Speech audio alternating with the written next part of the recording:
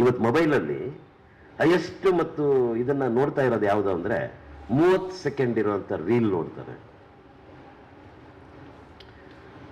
ಅಂದರೆ ಈ ಬಹುಸಂಖ್ಯೆಯ ಈ ಸಮುದಾಯಕ್ಕೆ, ಪ್ರಜ್ಞಾವಂತ ಸಮುದಾಯಕ್ಕೆ ಅಥವಾ ಮೊಬೈಲ್ ಆಕ್ಸೆಸಿಬಿಲಿಟಿ ಇರುವಂಥ ಇವರಿಗೆ ಕೇವಲ 30 ಸೆಕೆಂಡ್ ಮಾತ್ರ ನಾವು ನೋಡ್ತೀವಿ, ಇನ್ನು ಉಳಿದನ್ನು ನೋಡಲ್ಲ ಅನ್ನೋದ್ರಿಂದ ಎಂಥ ಸಂವಹನ ಬಿಕ್ಕಟ್ಟು ಶುರು ಆಗಬಹುದು ಅನ್ನೋದನ್ನ ನೀವು ಯೋಚನೆ ಮಾಡಿ.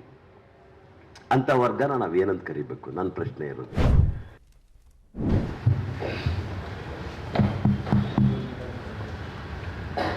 ಆದ್ಮೇಲೆ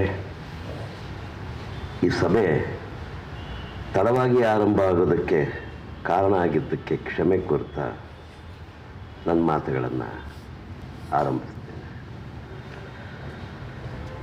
ಸಿಜಿಕೆಯವರ ಒಡನಾಳ ಸುತ್ತ ಸಂಯೋಜಿಸಲಾಗಿರುವಂಥ ಈ ನಾಟಕೋತ್ಸವದ ಅಂಗವಾಗಿ ನಡೀತಾ ಇರುವಂಥ ನಮ್ಮ ಇವತ್ತಿನ 2ನೇ ಗೋಷ್ಠಿ ಅಲ್ವಾ ಇದು? ಮಧ್ಯಾಹ್ನದ ಗೋಷ್ಠಿಯಲ್ಲಿ ತುಂಬ ಸಾಂದರ್ಭಿಕವಾದಂಥ ಒಂದು ವಿಷಯವನ್ನು ಮುಂದಿಟ್ಕೊಂಡು ಈ ಚರ್ಚೆ ಅಥವಾ ಮಂಡನೆ ನಡೆದಿದೆ ಅಂತಿದ್ದೀನಿ. ಜಾಥಾಗಳು, ಕರ್ನಾಟಕದ ಜಾಥಾಗಳು, ಆ ಜಾಥಾಗಳು ಮೂಡಿಸಿದಂಥ ಸಾಂಸ್ಕೃತಿಕ ಪರಿಣಾಮಗಳು, ರಾಜಕೀಯ ಪಲ್ಲಟಗಳು ಕುರಿತಂತೆ ಸವಿಸ್ತಾರವಾಗಿ ನಮ್ಮ ನಾಗರಾಜ್ ಅವರು ಒಂದು ಫಿಕ್ಷರೆಸ್ಕ್ಯೂ ಚಿತ್ರಣನ ನಿಮ್ಮ ಮುಂದಿಟ್ಟಿದ್ದಾರೆ. ನನಗೆ ಆದಿಯಿಂದಲೂ ಕೂಡ ಮಾರ್ಕ್ಸ್ವಾದಿ ದೃಷ್ಟಿಕೋನದ ಮೂಲಕ ನೋಡ್ತಾ ಇರುವಂಥ ನೋಟದಲ್ಲಿ, ಸಾಂಸ್ಕೃತಿಕ ನೋಟದಲ್ಲಿ ಪ್ರಾಬ್ಲಮ್ಸ್ ಇದೆ ಅಂತಲೇ ಹೇಳ್ತಾ ಇದ್ದೀನಿ. ಅದು ಇವತ್ತು ಕೂಡ ಅದೇ ಪ್ರಾಬ್ಲಮ್ಸ್ ಇದೆ ನನಗೆ. ಯಾಕಂದರೆ ಅವರ ಮಂಡನೆಯಲ್ಲಿ ಅಥವಾ ಹೆರಗೇರವರ ಮಾತುಗಳಲ್ಲಿ ನೀವು ಭಾಳ ಸ್ಪಷ್ಟವಾದಂಥ ಒಂದು ಕಣ್ಣೋಟ ಇರುತ್ತೆ. ಅದು ಮಾರ್ಕ್ಸ್ವಾದಿ ಕಣ್ಣೋಟ ಅಂತ ಗೊತ್ತಾಗುತ್ತೆ ಅವ್ರ ಮಂಡನೆಯಲ್ಲೇ. ಅದು ತಪ್ಪು ಅಂತ ನಾನು ಹೇಳ್ತಿಲ್ಲ. ಆದರೆ ಸಂಸ್ಕೃತಿ, ರಂಗಭೂಮಿ ಆಗ್ಬೋದು, ಜನಪದ ಆಗ್ಬೋದು, ಯಾವುದೇ ಆಗಿರ್ಬೋದು, ಅದನ್ನು ಮುಟ್ಟುವಾಗ ಬೇರೆ ಥರದ ಕಣ್ಣೋಟ ಬೇಕು ಅನ್ನೋದು ಅವ್ರಿಗೆ ಇದುವರೆಗೂ ಕೂಡ ದಕ್ಕಲಿಲ್ಲ ಮಾರ್ಕ್ಸ್ವಾದಿಗಳಿಗೆ. ಅದು ನನ್ನ ವ್ಯಥೆ ಅಷ್ಟೇ, ಇನ್ನೇನಿಲ್ಲ. ಯಾಕೆಂತಂದರೆ ಬೇಸಿಕ್ ಸ್ಟ್ರಕ್ಚರ್ನ ಬದಲಾಯಿಸ್ಬಿಟ್ರೆ ಸ್ಟ್ರಕ್ಚರ್ ಬಿದೋಗ್ಬಿಡುತ್ತೆ ಅನ್ನೋದೇ ಅವ್ರ ದೊಡ್ಡ ದೋಷಪೂರ್ಣವಾದಂಥ ತಿಳುವಳಿಕೆ ಭಾರತ ದೇಶದಲ್ಲಿ ಅನ್ನೋದನ್ನು ಬಾಬಾ ಸಾಹೇಬ್ ಅಂಬೇಡ್ಕರ್ ಭಾಳ ಚೆನ್ನಾದ ರೀತಿಯಲ್ಲಿ ಹೇಳಿದ್ದಾರೆ. ಮತ್ತು ನಮ್ಮ ಕಾಲಮಾನದಲ್ಲಿ ನಡೀತಾ ಇರೋಂಥ ಇವತ್ತಿನ ನಮ್ಮ ಕಣ್ಣೆದುರಿನ ವಿದ್ಯಮಾನಗಳನ್ನ ನೋಡ್ತಾ ಇದ್ರು ಕೂಡ ಇವೆಷ್ಟು ಮುಖ್ಯ. ಅದು ಈ ಶಾಸ್ತ್ರಗಳ ಆಧಾರಿತ, ಪುರಾಣಗಳ ಆಧಾರಿತ, ಧಾರ್ಮಿಕ ಆಧಾರಿತವಾಗಿ ನಡೀತಾ ಇರುವಂಥ ಇವತ್ತಿನ ಏರುವಿಕೆಯನ್ನು ನಾವು ಅರ್ಥ ಮಾಡ್ಕೋಬೋದು. ಯಾವುದು ಬೇಸಿಕ್ ಸ್ಟ್ರಕ್ಚರ್ ಅನ್ನೋದು ಅರ್ಥ ಆಗಬೇಕಿತ್ತು ಅವ್ರಿಗೆ ಅಂತ. ಅದು ಅರ್ಥ ಆಗಕ್ಕೆ ಸಾಧ್ಯ ಇಲ್ಲ ಅನ್ನೋದೇನು ಅಂತಂದರೆ, ಇನ್ನೂ ಕೂಡ ಬದಲಾಗದೇ ಇರುವಂಥ ಅವರ ನೋಟ, ಅದು ನನಗೆ ಸ್ವಲ್ಪ ತಕರಾರಿನ ವಿಷಯ ಅಂತ ಅಂದ್ಕೊಂಡಿದ್ದೀನಿ. ಮಿಕ್ಕಂತೆ ಒಂದು ಮೆಗಾ ನೆರೆಟಿವಲ್ಲಿ ನಾಗರಾಜ್ ಅವರು 2 ಡಿವಿಷನನ್ನು ಹೇಳಿದರು. 70, 80, 90ರ ದಶಕದ ಉತ್ಸಾಹ, ಇವತ್ತಿನ ಶೋಕ. ಸರಿಯಾಗಿ ಅರ್ಥ ಮಾಡ್ಕೋಬೇಕು. ಅಲ್ಲ, ನಾವೆಲ್ಲಿ ಫೇಲ್ ಆಗಿದ್ದೀವಿ, ಎಷ್ಟು ಫೇಲ್ ಆಗಿದ್ದೀವಿ, ಯಾಕೆ ಫೇಲ್ ಆಗಿದ್ದೀವಿ ಅನ್ನೋದು ನಮ್ಮ ಸಭೆ ನೋಡಿದ್ರೇ ಗೊತ್ತಾಗುತ್ತೆ ನಮಗೆ. It is a reflection. ನಾವು 40 ವರ್ಷಗಳಿಂದ ಯಾರು ನಡ್ಕೊಂಡ್ಬಂದು ಸುಸ್ತಾಗಿ ನೆರಗೂದಲಾಗಿ ಕೋಲು ಹುಡ್ಕೊಂಡು ನಡೆಯುವಂಥ ಸ್ಥಿತಿ ಬಂದಿರೋ ನಾವಿದ್ದೀವಿ ಹೊರತಾಗಿ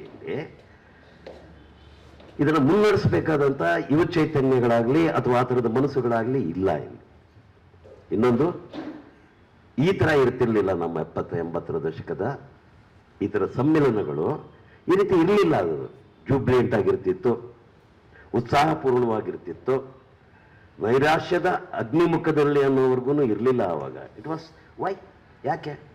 ನಾಗರಾಜ್ ಅವರು ಒಂದೇ ಮಾತಲ್ಲಿ ಹೇಳ್ಬಿಡ್ತಾರೆ, ಅದಕ್ಕೆ ಹಿಸ್ಟಾರಿಕಲ್ ಕಂಡೀಷನ್ಸ್ ಕಾರಣ ಆಗಿತ್ತು ಅಂತ. ಅದು ಮಾರ್ಕ್ಸ್ವಾದಿ ದೃಷ್ಟಿಕೋನದಲ್ಲಿ ಹೇಳ್ತಾರೆ, ಅದು ನಿಜ ಕೂಡ. ಆಮೇಲೆ ಇದನ್ನು ಅವರು ನೆರೆಟಿವ್ಗಳನ್ನ ಮಂಡಿಸುವಾಗ ಎಷ್ಟು ಇಗ್ನೋರ್ ಮಾಡ್ತಾರೆ ಅಂತಂದ್ರೆ ಲಿಟಲ್ ನೆರೆಟಿವ್ಸ್ನ ನಾಗರಾಜ್ ಅವರು. ದಯಮಾಡಿ ನೀವು ಇವತ್ತಿನ ನಿಮ್ಮ ಮಾತುಗಳನ್ನೇ ರೆಕಾರ್ಡ್ ಆಗಿದ್ದರೆ ಹೋಗಿ ಕೇಳ್ಕೊಳ್ಳಿ, ಅದಕ್ಕೊಂದು ಪ್ರಬಂಧ ಬರೀರಿ. ನೀವು ಕೆಲವನ್ನು ಅಮುಖ್ಯ ಮಾಡಿ ಉದ್ದೇಶಪೂರ್ವಕವಾಗಿ ಅಮುಖ್ಯ ಮಾಡಿಬಿಡ್ತೀರಿ ಅಂತ ನಾನು ಹೇಳ್ತಿಲ್ಲ. ನಿಮ್ಮ ಸಹಜ ಪ್ರಜ್ಞೆಯಿಂದಲೇ ನೀವು ಮರೆಮಾಚಿಬಿಡ್ತೀರಿ ಅಂತ. ಮರೆಮಾಚೋದೆಲ್ಲ ಗೊತ್ತಾಗಲ್ಲ ನಿಮಗೆ.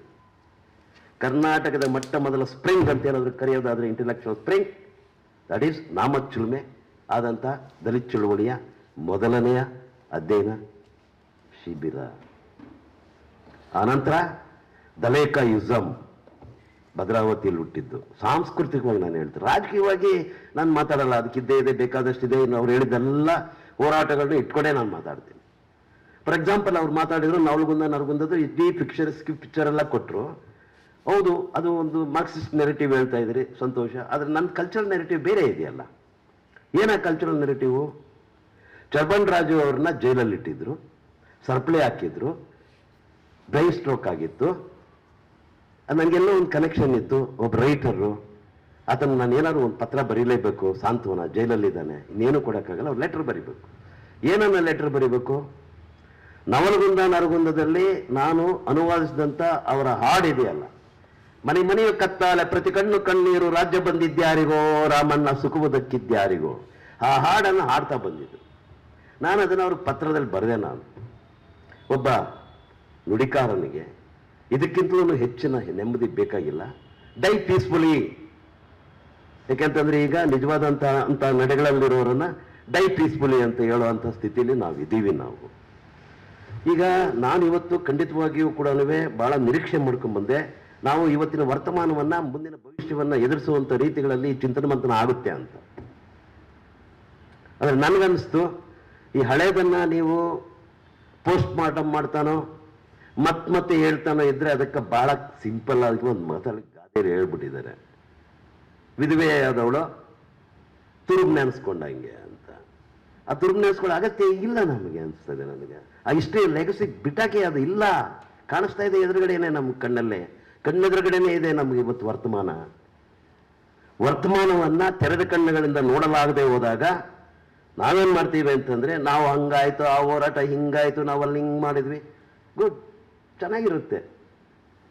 ಎಷ್ಟು ಚೆನ್ನಾಗಿರುತ್ತೆ ಅಂತಂದ್ರೆ, ಟೀ ಟೈಮಲ್ಲಿ ನಿವೃತ್ತರು ಕೂತ್ ಮಾತಾಡ್ತಾರಲ್ಲ, ಆ ಥರ ಇರುತ್ತದೆ. ಸಂತೋಷ, ಚೆನ್ನಾಗಿರುತ್ತೆ, ಇಲ್ಲ ಅಂತ ನಾವು ಹೇಳಲ್ವಲ್ಲ. ಆದರೆ ನಿಜ ಏನು? ನಾನು ಜಾಲತಾಣದಲ್ಲಿ ಸಿಗಲ್ಲ, ನಾನು ಇಂಟರ್ನೆಟ್ ಇಲ್ಲ, ಏನೂ ಇಲ್ಲ, ನಾನು ಬೆಟ್ಟದಲ್ಲಿ ಇದ್ದೀನಿ, ಅಲ್ಲಿ ಏನೂ ಸಿಗಲ್ಲ ನಿಮ್ಮ ಕಮ್ಯುನಿಕೇಷನ್ನು. ಅಂಥ ಸ್ಥಿತಿಯಲ್ಲಿ ನಾನಿರೋದು. ಅಚಾನಕ್ಕಾಗಿ ಆವಾಗ ಯೂಟ್ಯೂಬು ಇದು ಎಲ್ಲೋ ಒಂದು ಸಿಗ್ನಲ್ ಕೃಪೆ ಇದ್ದಾಗ ಸಿಗ್ತದೆ. ಅದರಲ್ಲಿ ಒಂದು ವಿಜುವಲ್ ನೋಡಿದೆ ನಾನು. ಏನು ಆ ವಿಜುವಲ್ಲು ಅಂತಂದರೆ, ಇತ್ತೀಚೆಗೆ ಒಂದು ಫೇಕ್ ಎನ್ಕೌಂಟರ್ ಆಗಿದೆ. ಎಲ್ಲಿ? ಆಂಧ್ರದಲ್ಲಿ. ಶರಣಾಗ ಬಂದವನನ್ನು, ಹೆಂಡತಿನು ಮತ್ತು ಗಂಡನನ್ನು ಕೊಲ್ಲಲಾಗಿದೆ ಫೇಕ್ ಎನ್ಕೌಂಟ್ರಲ್ಲಿ. ಶವಯಾತ್ರೆ ನಡೆದಿದೆ. ಆ ಶವಯಾತ್ರೆಯಲ್ಲಿ ಆತನ ತಾಯಿ ನಡೀತಾ ಇದ್ದಾಳೆ. ನೀವು ಅದನ್ನು ನೋಡಬೇಕು. ನೀವು ಅದು ವಾಸ್ತವ ಅಂತ ಅನಿಸ್ತದೆ ನಮಗೆ. ಈ ವಾಸ್ತವಕ್ಕೆ ನಾವೇನು ಮಾಡೋದಕ್ಕೆ ಸಾಧ್ಯ ಇದೆ? ನುಡಿಗಳ ಮೂಲಕ ಅಷ್ಟೇ ನಾವು ಮಾಡೋಕ್ಕೆ ಸಾಧ್ಯ ಆಗೋದು. ಆದರೆ ನೀವು ರಾಜಕೀಯ ಮಾತಾಡೋರು, ನೀವು ರಾಜಕೀಯ ವಕ್ತಾರಿಕೆಯನ್ನ, ಪೊಲಿಟಿಕಲ್ ಆಕ್ಟಿವಿಸಮ್ನ ನಡೆಸ್ತಾ ಇರೋರು, ನೀವು ಏನು ಮಾಡ್ತಾ ಇದ್ದೀರಿ? ಬಹಳ ದುಃಖ ಆಗುತ್ತೆ, ನೋವಾಗುತ್ತೆ, ಸಿಟ್ಟು ಬರುತ್ತೆ ಅನಿಸುತ್ತೆ ನನಗೆ ಅಷ್ಟೇ. ಅದು ನನ್ನ ಏರಿಯಾ ಅಲ್ಲ. ಆದರೆ ನನಗೆ ಒಬ್ಬ ರೈಟರ್ ಆಗಿ ನನ್ನ ಸಮಸ್ಯೆಗಳೇ ಬೇರೆ ಇದಾವ್ರಿ. ನಿಮ್ಗೆ ಅರ್ಥ ಆಗಕ್ಕೆ ಸಾಧ್ಯನೇ ಇಲ್ಲ, ಪಾರ್ಟಿಗೆ ಅರ್ಥ ಆಗಕ್ಕೆ ಸಾಧ್ಯ ಇಲ್ಲ, ಪಾರ್ಟಿ ಸ್ಟ್ರಕ್ಚರ್ ಒಪ್ಕೊಂಡಂತ ಇಂಟೆಲೆಕ್ಚುವಲ್ಸ್ಗೆ ಸಾಧ್ಯನೇ ಇಲ್ಲ. ಋತ್ವಿಕ್ ಘಟಕನ್ನ 2 ಸಾರಿ ಮೆಂಟಲ್ ಹಾಸ್ಪಿಟಲ್ ಕಳಿಸಿರುವಂತ ಇತಿಹಾಸ ಇದೆ ಇಲ್ಲಿ. 2 ಸಾರಿ. ಎಷ್ಟು ಹೀನ ಇವಾಗ ಅದೂ. ಅದರಿಂದಾಗಿ ಎನಿ ರೆಜಿಮೆಂಟಲೈಸ್ಡ್ ಥಿಂಕಿಂಗ್, ಎನಿ ರೆಜಿಮೆಂಟಲೈಸ್ಡ್ ಪಾರ್ಟೀಸ್, ಅವು ನಿಜಕ್ಕೂ ಕೂಡ ಲಿಟಲ್ ನೆರೆಟಿವ್ಸ್ ಅನ್ನ, ತುಂಬಾ ಸೂಕ್ಷ್ಮವಾದನ್ನ ಒಳಗೊಳ್ಳುವುದಕ್ಕೆ ಸಾಧ್ಯವಿಲ್ಲ. ಅದರಿಂದಾಗಿ ನಾನು ಆ ದೃಶ್ಯ ನೋಡಲಾಗದೆ, ಅವ್ರ ಹೆಸರು ಕೂಡ ಗೊತ್ತಿಲ್ಲ ನನಗೆ. ಮೊನ್ನೆ ತಾನೇ ನಡೆದಿರುವಂಥ ಎನ್ಕೌಂಟರ್ ಇದು. ಒಂದು ಪದ್ಯ ಬರೆದೆ ನಾನು, ದೇರ್ ಈಸ್ ಬ್ಲಡ್ ಅಂತ. ಕಾಣಿಸ್ತಾ ಇರಬೇಕು ನಿಮಗೆ. ಈ ಪತ್ರಿಕೆಯನ್ನ 1 ವಾರದಲ್ಲಿ ರೂಪಿಸಲೇಬೇಕು ಅಂತ, ಯಾವ ಸೌಲಭ್ಯಗಳು ಇಲ್ದಿರೋ ಕಡೆ ನಾನು ರೂಪಿಸ್ಕೊಂಡು ತಂದಿದ್ದೀನಿ. ಯಾಕೆ ಹೇಳ್ತಾ ಇದ್ದೀನಿ ಅಂತಂದ್ರೆ, ಇವತ್ತು ಥಿಯೇಟ್ರಿಂದ ಹಿಡ್ಕೊಂಡು ಎವ್ರಿ ಫೀಲ್ಡ್ ಅಲ್ಲಿ ಏನಾಗಿದೆ ಅಂತಂದ್ರೆ, ನಮ್ಮನ್ನ ಜೀರೋ ಸ್ಪೇಸ್ಗೆ ತಳ್ಳಲಾಗಿದೆ. ಅದನ್ನ ಯಾರ್ಗೇರ ಅವರು ಕೂಡ ಮಾತಾಡಿದ್ರು, ತಾಯಣ್ಣ ಯಾರ್ಗೇರ ಅವರು. ಅಂತ ಸ್ಥಿತಿಯಲ್ಲಿ ನನಗೆ ಈಗ ಥಿಯೇಟರ್ ಮಾಡೋಕ್ಕಾಗ್ತಿಲ್ಲ. ಬರೀಬೋದು, ನಾನು ಫಂಕ್ಷನ್ ಮಾಡೋಕ್ಕಾಗ್ತಿಲ್ಲ. ನೀವು ಹೇಳ್ದಂಗೆ 1555 ಆಯ್ತು, ಮೊದಲನೇ ಜಾತ, 2ನೇ ಜಾತ ಹಿಂಗಾಯ್ತು, ಬರಗಾಲದ ಜಾತ, ಆಮೇಲೆ ಇದನ್ನು ಮೊದಲನೇ ಜಾತ, ಬಣ್ಣದ ಜಾತ. There ends your legacy mister Nagaraj ಅವರೇ.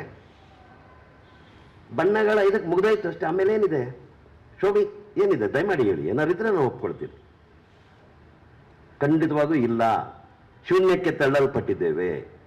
ಸೊ ಆವಾಗ ಝೀರೋ ಸ್ಪೇಸಿಂದನೇ ಎಲ್ಲನೂ ಮಾಡಬೇಕು ನನ್ನಂಥವರು. ನಾನು ಅದಕ್ಕೇನೆ zero class to zero theatre ಬಗ್ಗೆ ಮಾತಾಡಬೇಕು ಅಂತ ನಾನು ಅಂದ್ಕೊಂಡು ಬಂದೆ. ನಾನಿಲ್ಲಿ ಆ ರಂಗವಸಂತ ಕಾಲ ಹೊರಟೋಯ್ತು. ಯಾವುದರಿಂದ ಆಗಿದ್ದೋ? ಸಿಜಿಕೆ ಸುತ್ತ ಇದೇ ಕಲಾಕ್ಷೇತ್ರ, ನಮ್ಮ ಕರ್ಮಭೂಮಿ. ಮಹಾಚೈತ್ರ ಬಂತು, ಅದಾದ್ಮೇಲೆ ಸ್ಪ್ರಿಂಗ್ ಶುರುವಾಯಿತು, ರಂಗವಸಂತ ಕಾಲ ಶುರುವಾಯಿತು. ಮಹಾಚೈತ್ರದ ನಂತರ ಮಾದಾರಿ ಮಾದಪ್ಪ ಬಂತು, ಅದಕ್ಕೂ ಮೊದಲು ಮಂಟೇಸ್ವಾಮಿ ಬಂತು.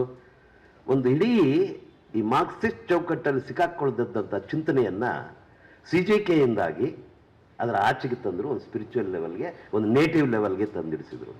ಇಲ್ಲದಿದ್ರೆ ಏನಾಗ್ತಿತ್ತು? ತಾಯಿ ಗುಡ್, ನಾನು ಅದನ್ನು ಡಿನೇ ಮಾಡಲ್ಲ ನಾನು. ಆದರೆ ಈ ನೆಲದಲ್ಲೇ ಇರುವಂಥ ಬೇರುಗಳತ್ತ ಗಮನ ಸೆಳೆಯೋದಕ್ಕೆ ಕಾರಣ ಆಗಿದ್ದು CJK ಕಾರ್ಯಕ್ಷೇತ್ರ ಅನ್ನೋದನ್ನು ನಾವು ಇವತ್ತು ನೋಡ್ಬೇಕಾಗತ್ತೆ, ಒಪ್ಕೊಳ್ಬೇಕಾಗತ್ತೆ ಅಂತ. ಈಗ ರಂಗವಸಂತ ಕಾಲ ಹೊರಟೋಗಿದೆ, ಈಗ ಝೀರೋ ಸ್ಪೇಸಲ್ಲಿದ್ದೀವಿ. ಆ ಝೀರೋ ಸ್ಪೇಸಲ್ಲಿ ನಾನು ನಾಟಕ ಬರೀಬಹುದಷ್ಟೇ ಹೊರತು ಫಂಕ್ಷನ್ ಮಾಡೋದಕ್ಕೆ ಸಾಧ್ಯವಿಲ್ಲ. ಯಾಕಂದರೆ ಆ ಥರ ಒತ್ತಾಸೆ ಇಲ್ಲ. ನಮಗೆ ನಾಟಕ ಬೇಕು ಅಂತ ಯಾರು ಬರಲ್ಲ. ನಾಟಕನ ಖುಷಿಯಿಂದ ಆ ಕಾಲದಲ್ಲಿ ಬಂದಂಥ ರೀತಿಯಲ್ಲಿ ರಿಸೀವ್ ಮಾಡಿಕೊಂಡು ಅದು ನಮ್ಮ ಪ್ರಜ್ಞೆನ ವಿಸ್ತರಿಸುತ್ತೆ, ಅದು ಅಗತ್ಯ ಅನ್ನೋ ರೀತಿಯಲ್ಲಿ ಇಲ್ಲ ಇವತ್ತು. ಇವತ್ತು ಯಾರಿಗೂ ಏನೂ ಬೇಡವಾಗಿರುವಂಥ ಕಾಲದಲ್ಲಿ ನಾವು ಬದುಕ್ತಾ ಇದ್ದೀವಿ, ಅರ್ಥ ಮಾಡ್ಕೋಬೇಕು. ಇದನ್ನು ನಾನು ಹಿಂದೆನೇ ಹೇಳಿದ್ದೆ, ಯವರಿಕೆ ವಾರೆ ಯಮುನಾ ತೀರೆ ಅಂತ. ಅವ್ರವ್ರದ್ದೊಂದು ತೀರ ಬೇಕಾಗಿದೆ, ಯಮುನಾ ತೀರ. ಅವ್ರವ್ರದ್ದೊಂದು ಲೈಫ್ ಬೋಟ್ ಬೇಕಾಗಿದೆ, ಹಡಗು ಕಟ್ಟಿ 20 ಜನ ಹೋಗೋ ದೋಣಿ ಕಟ್ಟಿ ಅವರು ಹೆಂಗೆ ಕಟ್ತಾರೆ? ಸಾಧ್ಯನೇ ಇಲ್ಲ. ಅಷ್ಟೊಂದು ರೀತಿಯಲ್ಲಿ ಗ್ಲೋಬಲೈಸೇಷನ್ನು, ಅದರ ಕಲ್ಚರಲ್ ಎಜೆಂಡಾ ನಮ್ಮನ್ನು ಅತ್ಯಂತ ಇಂಡಿವಿಜುವಲಿಸ್ಟಿಕ್ ಫ್ರೇಮಲ್ಲಿ ಬಂಧಿಸಿಟ್ಟಿದೆ. ಇದನ್ನು ನಾವು ಒಪ್ಕೋಬೇಕು. ಒಪ್ಕೊಂಡಾಗ ಏನಾಗುತ್ತೆ? ನಾವು ಬೇರೆ ಸಾಧ್ಯತೆಗಳನ್ನು ಹುಡುಕ್ಬೇಕಾಗುತ್ತೆ. ನನಗೊತ್ತಿರುವಂಗೆ ನಾನು ಮೊದಲಿಂದಲೂ ಕೂಡ ಮೊದಲನೇ ಜಾಥಾ ಬಂದಂಥ KJPಯಿಂದ ಪ್ರಸನ್ನ ಅವ್ರ ಜೊತೆಗೆ ಇಲ್ಲಿ, ಅಲ್ಲಿಂದ ಬಂದಿದ್ದು, ಬೆಲ್ಜಿಲ್ ಪಾತ್ರ ಮಾಡಿದ್ದು, ಆ ಇಡೀ ಜರ್ನಿ ಜೊತೆಗೆ ನಾವಿದ್ದೀವಿ ಯಾವತ್ತೂ. ಇಲ್ಲ ಗೆಲಿಲಿಯೋ ಇರ್ಬೋದು, ಸಮುದಾಯದ ಬಗ್ಗೆ ಎಷ್ಟು ದೊಡ್ಡ ಹೋಪ್ ಇತ್ತು ಅಂತಂದರೆ ಅದು ಸ್ಪ್ರಿಂಗ್ ಸೀಸನ್ ಆಫ್ ಸಮುದಾಯ ಆಗಿತ್ತು. ಯಾಕೆ? ಅದಕ್ಕೆ ಒತ್ತಾಸೆ ಬಂದಿದ್ದು ಬರೀ ಕಾರ್ಮಿಕ ವರ್ಗ, ಬರೀ ಈ ಥರ ಒಂದು ಫ್ರೇಮ್ ಹಾಕೊಂಡು ನಡ್ಸ್ಕೊಂಡು ಬಂದ್ರಲ್ಲ, ಅದ್ರ ಹಿಂದಿನ ಚರಿತ್ರೆ ಅದು ಅಳೆದು ಹೋಗಿ ಸಾಂಸ್ಕೃತಿಕ ಪ್ರವೇಶದಿಂದಾಗಿ ಅದರ ಆ್ಯಂಗಲ್ ವಿಸ್ತಾರ ಆಯಿತು, ವೈಡನ್ ಆಯಿತು ಅದರ ಆ್ಯಂಗಲ್. ಸೊ ಅದಕ್ಕೊಂದು ಶಕ್ತಿ ಬಂತು, ಚಲಿಸ್ತು. ಜಿಲ್ಲೆಗಳ ಮಟ್ಟದಲ್ಲಿ ಬೇರೆ ಬೇರೆ ಸಮುದಾಯದ ಘಟಕಗಳು ಉಟ್ಕೊಂಡ್ವು. ಬೇರೆ ಬೇರೆ ಭಾಳ ಚೆನ್ನಾಗಿರುವಂಥ ನಾಟಕಗಳನ್ನು ಈಸ್ಥೆಟಿಕಲಿ ಕೂಡ ಪ್ರೆಸೆಂಟ್ ಮಾಡ್ತಾ ಇದ್ರು. ಪೊಲಿಟಿಕಲಿ, ಈಸ್ಥೆಟಿಕಲಿ ಎರಡೂ ಕೂಡ ಸರಿದಿಕ್ಕಿನಲ್ಲಿ ಸಮ ಪ್ರಮಾಣದಲ್ಲಿದ್ದದಕ್ಕಾಗಿ ಇದು ನಮಗೆ ಸಾಧ್ಯ ಆಯಿತು. ಇಲ್ಲದಿದ್ರೂ ಸಾಧ್ಯ ಆಗ್ತಿರ್ಲಿಲ್ಲ. ಆದರೆ ಈಗ ನೀವು ನೋಡಿ, ಜಾಥಾಗಳು ಸಾಧ್ಯನೇ. ಎಲ್ಲಿ ಮಾಡ್ತೀರಿ ಜಾಥಾ? ವ್ಯಾಟ್ಸಪ್ಪಲ್ಲಿ ಜಾಥಾ ಮಾಡಬೇಕಾಗುತ್ತೆ ಅನ್ನೋದನ್ನು ನಾವು ಒಪ್ಕೋಬೇಕು. ಸೊ ವ್ಯಾಟ್ಸಪ್ ಜಾಥಾಗಳನ್ನು ಯೋಚಿಸ್ಬೇಕಾ ನಾವು? ಬೇಕಾ ಅದು ಅವರವರು ಬಿಟ್ಟಂಥ ಪ್ರಶ್ನೆ ಆಗಿದೆ ಅಂತ ನಾನು ಅಂದ್ಕೊಂಡಿದ್ದೀನಿ. ಇನ್ನು ಉಳಿದಂತೆ ಭಾಳ ನೋವು ಮತ್ತು ದುಃಖದ ಸಂಗತಿ ಏನಂತಂದರೆ 81 ಪರ್ಟಿಕ್ಯುಲರ್ಲಿ 91 ಈ ಭಾಗದಲ್ಲಿ ನಾವು ಗಳಿಸಿದ ರಾಜಕೀಯ ಪ್ರಾಮುಖ್ಯತೆ ಇತ್ತಲ್ಲ, ಆ ರಾಜಕೀಯ ಪ್ರಾಮುಖ್ಯಕ್ಕೆ ರಕ್ತ ಚೆಲ್ಲಬೇಕಾಯಿತು ಅನ್ನೋದನ್ನು ಮರಿಬಾರ್ದು ನಾವು. ಗೋಲಿಬಾರಗಳ ಸರಣಿಯನ್ನು ಅವರು ಪ್ರಸ್ತಾಪ ಮಾಡಿದರು, ನಿಜ ಅದು. ಅಷ್ಟು ರಕ್ತನ ಚೆಲ್ಲಬೇಕಾಯ್ತು ನಾವು. ಅದನ್ನು ನಾವು ನೋಡಬೇಕಾದ್ರೆ ನೀವು ಸಣ್ಣ ಸಣ್ಣ ನೆರೆಟಿವ್ಗಳಿಂದ ಕಟ್ಟಬೇಕು ಅಂತ ನಾನು ಹೇಳ್ತೀನಿ. ಬೇರೆ ಏನೂ ತೊಂದರೆ ಇಲ್ಲ ನಿಮ್ಮಲ್ಲಿ. ಮೆಗಾ ನೆರೆಟಿವ್ಸು ಚೆನ್ನಾಗಿ ಕಟ್ತೀರಿ, ಸಂತೋಷ. ಆದರೆ ನಾನು ಹೇಳ್ತಾ ಇರೋದು ಅದಾಗಿರೋಲ್ಲ, ಅದು ಮೇಲ್ನೋಟಕ್ಕಾಗಿರುತ್ತೆ. ಅದರ ಒಳಗೆ ಜೀವನದಿಗಳು ಬೇರೆ ಇರ್ತವೆ. ಆ ಜೀವನದಿಗಳನ್ನ ಮುಟ್ಟಬೇಕು ನಾವು. ಅವಾಗೇನಾಗುತ್ತೆ ಅಂದರೆ ಈ ಥರ ಸ್ಥಗಿತತೆಗೆ ಕಾರಣ ಆಗಲ್ಲ, ಅದು ಮುಂದೆ ಬರ್ಕೊಂಡು ಹೋಗ್ತಾ ಇರುತ್ತೆ ಅಂತ. ಈಗ ಪ್ರಶ್ನೆ ಇರೋದೇನಂತಂದರೆ, ನಾವು ಲಿವಿಂಗ್ ಆಗಿರೋದನ್ನು ನೋಡುವುದಕ್ಕಾಗಲಿ ಮುಟ್ಟುವುದಕ್ಕಾಗಲಿ ಇಷ್ಟಪಡ್ತಾ ಇಲ್ಲ ನಾವು. ಇವತ್ತು ಮೊಬೈಲಲ್ಲಿ ಹೈಯೆಸ್ಟ್ ಮತ್ತು ಇದನ್ನು ನೋಡ್ತಾ ಇರೋದು ಯಾವುದು ಅಂದರೆ 30 ಸೆಕೆಂಡ್ ಇರುವಂಥ ರೀಲ್ ನೋಡ್ತಾರೆ. ಅಂದರೆ ಈ ಬಹುಸಂಖ್ಯೆಯ ಈ ಸಮುದಾಯಕ್ಕೆ, ಪ್ರಜ್ಞಾವಂತ ಸಮುದಾಯಕ್ಕೆ ಅಥವಾ ಮೊಬೈಲ್ ಆಕ್ಸೆಸಿಬಿಲಿಟಿ ಇರುವಂಥ ಇವರಿಗೆ ಕೇವಲ 30 ಸೆಕೆಂಡ್ ಮಾತ್ರ ನಾವು ನೋಡ್ತೀವಿ, ಇನ್ನು ಉಳಿದನ್ನು ನೋಡಲ್ಲ ಅನ್ನೋದ್ರಿಂದ ಎಂಥ ಸಂವಹನ ಬಿಕ್ಕಟ್ಟು ಶುರು ಆಗಬಹುದು ಅನ್ನೋದನ್ನ ನೀವು ಯೋಚನೆ ಮಾಡಿ. ಅಂಥ ವರ್ಗನ ನಾವೇನಂತ ಕರಿಬೇಕು? ನನ್ನ ಪ್ರಶ್ನೆ ಇರೋದು. ಯಾಕೆಂತಂದ್ರೆ 30 ಸೆಕೆಂಡಲ್ಲಿ ಅದು ನೀವು ರೀಲ್ ಆಗಿದ್ರೆ, ವಿಡಿಯೋ ಆಗಿದ್ರೆ ಮಾತ್ರ ನೋಡ್ತೀವಿ, ಪ್ರಿಂಟ್ ಆಗಿದ್ರು ಕೂಡ ನೋಡಲ್ಲ ಅನ್ನೋ ಅಂತ ಒಂದು ಕಾಲಘಟ್ಟದೊಳಗೆ ಇದ್ದೀವಿ ನಾವು ಅನ್ನೋದನ್ನ ಹೇಗೆ ಎದುರಿಸ್ಬೇಕು. ನಾನು ನನ್ನ ಮಟ್ಟದಲ್ಲಿ ಇವತ್ತು ಇಟ್ಸ್ ಇಂಕ್ ರೆವಲ್ಯೂಷನ್ ಅಂತ ಕರಿತಾ ಇದ್ದೀನಿ. ನಾನು ಪತ್ರಿಕೋದ್ಯಮ ಪೂರ್ತಿ ನಿಮ್ಗೆ ಗೊತ್ತಿದೆ.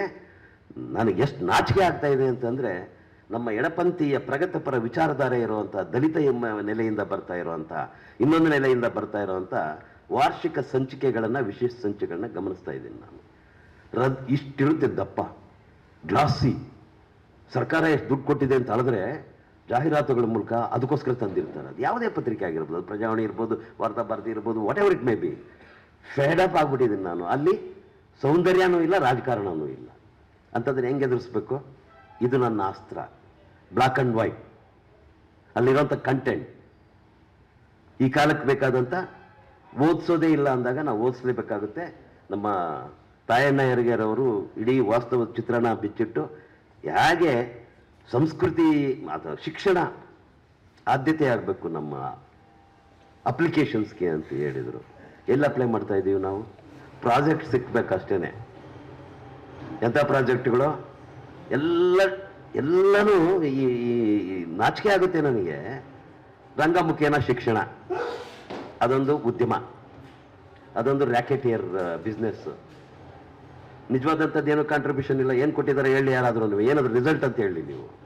ಅಂಥ ದುಸ್ಥಿತಿ ಬಂದಿದೆ ಈಗ. ಇದರೊಳಗೆ ಇದೇ ಸಮುದಾಯ ಒಂದು ಆರ್ಗನೈಸ್ ಮಾಡಿತ್ತು. ಇದೇ ಜಾಗ.